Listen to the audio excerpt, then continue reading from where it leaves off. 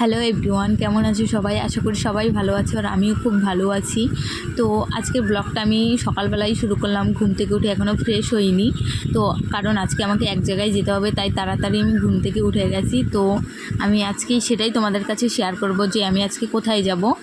তো আমি এখন স্নান করে আসি, তো স্নান করে এসে তোমাদের সাথে দেখা হচ্ছে, চলো। তো গাইজ দেখো, ফাইনালি আমি স্নান করে চলে আসছি।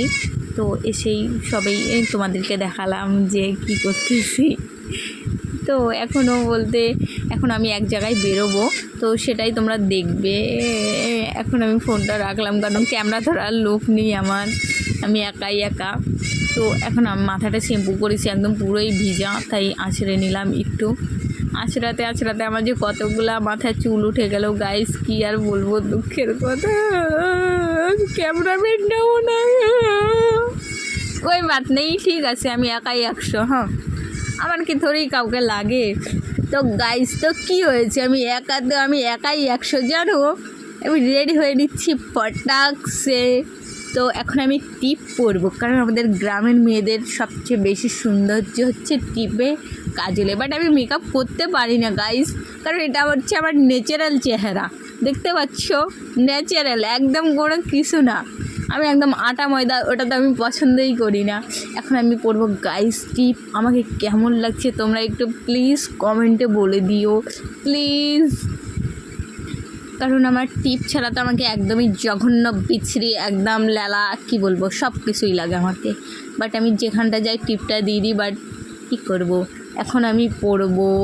টিপ দেওয়া হয়ে গেছে আমার, তো এখন আমি লিপস্টিক দেবো, যেটা ছাড়া আমাকে তো একদম অসম্পূর্ণ লাগে। অনেকেই বলবে আবার কলেজে কে লিপস্টিক দিয়ে যায় ভাই, বাট আমি দিয়ে যাই ভাই, আমি দিয়ে যাই, কিছু করার নাই, কারণ আমার ঠোঁটটা হচ্ছে একদম পুরো কালুয়া, সত্যি।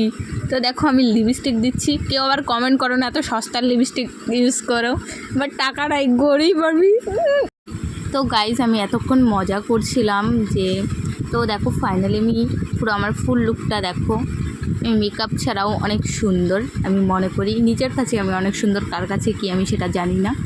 বাট তো গাইজ, এখন আমি বাড়ি থেকে বেরোবো। দেখো তোমাদের একটু দেখালাম যে আমাকে কেমন লাগতেছে ফুল।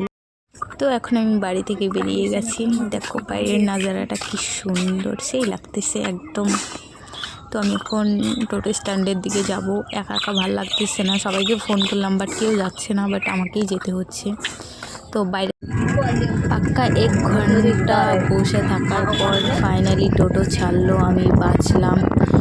আমাদের এখানটার একটাই সমস্যা, কি করা যাবে, যাই হোক আমি টোটো পাক্কা 1.5 ঘন্টা জার্নির পর আমি ফাইনালি কলেজে এসে পৌঁছালাম। দেখো আর বান্ধবী তো ওর বয়ফ্রেন্ডের গাড়িতে খুব মজাই আসছে, বাট আমার এই কিসমত ফুটি, সিঙ্গেলদের এরকমই অবস্থা হয়। তো দেখো আমাদের কলেজটা আমি দেখাতে পারলাম না সেরকম একটা, তো আমার খুব লজ্জা লাগছিল, কারণ আমি কলেজের ভিতরে সবাই আমার দিকে তাকাচ্ছিল, আমি ভিডিও করতেছিলাম, তাও আমি ভিডিওটা করছি। গাইস, আমি কলেজে আসছি, বাট কোন দিকে যে ডিপার্টমেন্ট সেটাই বুঝতে পারছি না। জানি না কখন ঢুকে দেবে,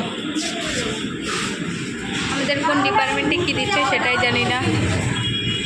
ঘুরতে যাবো, যাওয়া তো কোথায় যাবি, কোথায় ওই তাহলে কদম ডাঙ্গা, সেটা আবার কোথায়, এদিকে কে আছে, কেউ আছে? কলেজে আসছি, বাট কোন ডিপার্টমেন্টে দিচ্ছি সেটাই বুঝতে পারছি না। নিয়ে নেবো 6 মাসে 1 বছর 6 মাসে একবার কলেজ আসলে। দেখো পুরো কলেজ ফাঁকা, পুরো কি আর বলবো, আমি আর মানে কয়েকটা মেয়ে ছিল খালি কলেজে। তো আমি এসে, আমার একটু দরকার ছিল, জাস্ট তার জন্যই আসতে হলো। গাইস, কলেজে আমার ভীষণই বোরিং লাগছে, বাট কিছু করার নাই, কিছু টাইম আমাকে বসতেই হবে। দেখো পুরো কলেজ,